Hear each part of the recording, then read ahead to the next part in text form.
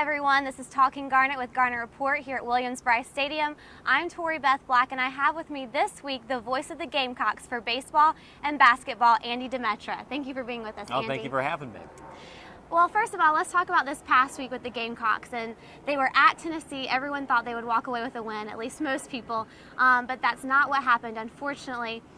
And it seems like when the Gamecocks lose or when something goes wrong with the Gamecocks, the first person that people are always apt to tear down is Connor Shaw.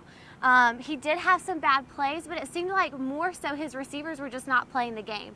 We saw drops from Shaq Rowland, Bruce Ellington, and even, unfortunately, Mike Davis, who apparently is human after all. What happened with the receivers this week? Well, you're right in that the quarterback is always going to get most of the blame whenever there's a loss that you might not expect. And certainly there were some inopportune drops that South Carolina's receivers had. But you have to give credit to the Tennessee defense. Connor Shaw came in 7th in the nation in passer efficiency, and Tennessee held him to 7 of 21, 161 yards, and an interception. He was the 7th most efficient quarterback in the nation, and that was his 2nd most inefficient start of his entire career. They didn't need a lot of rushing up front as far as extra blitzes went. They kept a lot of their defensive backs in press coverage, man coverage, and South Carolina's wide receivers had a hard time getting unstuck from those defensive backs. So you can't put his performance all on the drops of the wide receivers, even though they stung a little bit. I think it had more to do with the Tennessee defense than it did any problems with South Carolina as a receiving corps. And what was the difference between last week or the week before when we saw them play against Arkansas and we saw a lot of the other receivers step up? We saw some great plays like Sean Carson, who seemed to be non-existent in this game, other than Demir Bird, who really had some great plays. I think 4 catches that made a difference in the game or a great impact. What was the difference between the two games? I think it was just the defensive coverage that Tennessee had, and I think the Gamecocks also caught a Tennessee team that was playing with a lot more confidence than had this game been played a month prior after how competitively they played Georgia in their last game. And so this was a Tennessee team that had a different level of belief than I think the Arkansas team did that South Carolina last played.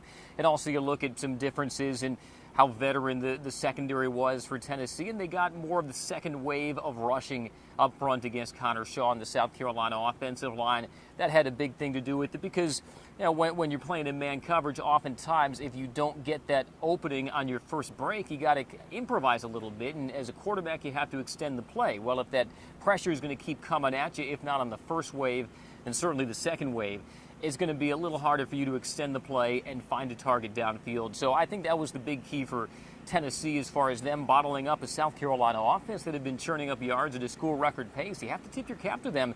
They did what so few defenses have done on the Gamecocks this year. And another aspect of the game that received a lot of criticism, I'm sure you've heard about it, is the play calling by Coach Spurrier. And even when he walked off the game, both times, right before halftime and after the game, he said, yes, there were some bad plays. It was my fault. What happened with Coach Spurrier in this game? Well, I think naturally those plays in that series at the end is going to invite the most scrutiny, and Steve Spurrier is not going to do anything to disinvite that in these days ahead. But the bottom line is, Tori, South Carolina had many more opportunities earlier in the ball game to cash in on opportunities to have rendered that final series a moot point. They simply didn't, whether it was turning the ball over inside Tennessee territory, whether it was not cashing in on the momentum that they did gain, for example, after they'd regained the lead, pinned Tennessee deep inside its own territory, forced them to punt from inside their own end zone. That ensuing possession, even though they had their most favorable field position of the afternoon, they didn't go anywhere. So you can certainly look to the end, and I think that's naturally going to draw the most scrutiny, as it should, and it's not without merit. But the bottom line is all of these games are an accumulation of plays, and there were certainly some plays elsewhere in the game that South Carolina had it taken care of business like it had normally done this year. That last sequence wouldn't have mattered.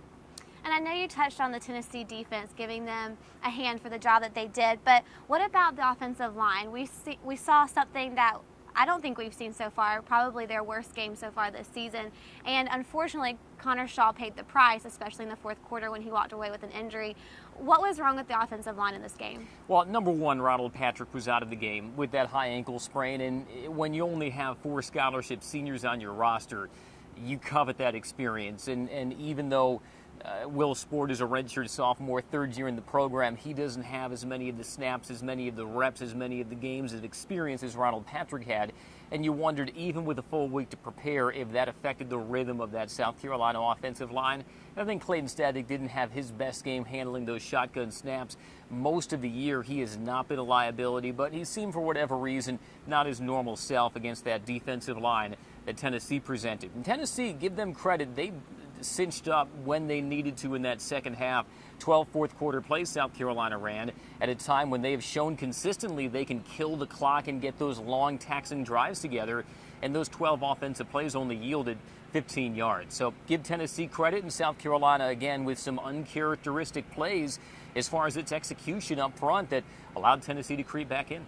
And let's touch on the BCS standings that were released on Sunday. South Carolina ranked 21, and this upcoming team that we're going to be against in Missouri was ranked number 5. I know there was a bit of an upset about the standings. How do you feel about those and the upcoming game against Missouri at Missouri? Well, there was so much attrition in the top 10 this past weekend, Tori, with losses that you were going to see some seismic shakeups, and Missouri was one of the beneficiaries of that.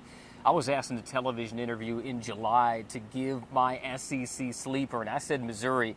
I wasn't quite buying what I was selling at the time, but you looked at the personnel that Missouri returned. They were so racked by injuries last year that there was a chance with their non-conference schedule being favorable and taking advantage of some injuries elsewhere in the SEC for them to be competitive. And here's where they are, even though I don't think even the hardiest of Tiger fans would have predicted them to be in the BCS top 5. So certainly they have earned where they are right now, but they're in rarefied air. In 2 weeks, they've jumped from 24th in the AP poll to 5th in the BCS.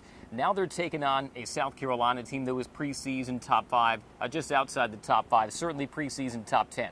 How does Missouri handle that with a backup quarterback of their own? That's going to be a very interesting subplot, and it'll be very interesting to see how it unfolds Saturday in the other Columbia. Speaking of backup quarterback, do you think that Connor Shaw will have a chance to play in this game? Have you heard anything about his injury so far? Nothing new beyond the fact that it was a sprained knee, and it looks like they avoided the worst, which was ligament damage. Connor Shaw has been almost indestructible this season, so if anybody's capable of coming back on short notice, it'd be Connor Shaw. But listen, Dylan Thompson has shown his bona fides as a quarterback. Unlike him getting that battlefield promotion in Orlando, he'll have had a full week to take first-string snaps in practice, and that accounts for a lot. Missouri's also going with a backup quarterback as well. Matty Mock proved he can handle the big stage against Florida. He'll have his feet wet a little more than had this game been played a week ago. But Steve Spurrier has extolled the virtues of Dylan Thompson all season long, even back to the offseason. He views him as a second starting quarterback, and in a situation where South Carolina is on the road against the front runners right now in the SEC East, where their chances of going to Atlanta will ride on the outcome of this game, I think Steve Spurrier should have reason to feel confident in the backup that he might have to play. And there are obviously a lot of factors playing into this game. What are your final predictions for the game against Missouri? Well, I think South Carolina, they've realized now with what happened between the hedges, what happened in Rocky Top, that every mistake on the road is magnified. You have to combat that Missouri offense first and foremost. They're built a lot like South Carolina in that they're very balanced. They have receivers in Maurice Lucas and Dorial Green Beckham and LaDainian Washington, any of whom can be the bell cow receiver on a given Saturday, an explosive workhorse running back in Henry Josie, and an offensive line that was devastated by injury last year that's playing with consistency and with rhythm, and that has veterans up front. So you have to protect the football, something South Carolina did not do well against Tennessee. You have to be able to run Mike Davis until that Missouri defensive line has proven that it can stop him. I know they went away from that run in the second half against Tennessee to the disdain of some fans. We'll see if South Carolina might go to more of the power I, like they did with Dylan Thompson and Mike Davis in the second half against UCF. And also, Dylan Thompson is going to have to make some throws, especially if that pocket collapses. Missouri has, between Randy Ponder and E.J. Gaines, maybe the best cornerback tandem in the SEC, which in this new day and age of the SEC and everybody throwing it around the yard counts for a lot. South Carolina needs to tighten up considerably, prevent those mistakes, and maybe get Missouri, the deeper the game goes, into getting inside its own head, worrying about being so high in the BCS and worrying about doing everything right that they can take advantage of that, maybe get the win, and maybe with some help later on, pull themselves right back into the SEC championship game picture. Well, we look forward to seeing what happens on Saturday. Thank you for joining Talking Garnet with Tori Black, and make sure to check out GarnetReport.com for all your coverage on Gamecock sports.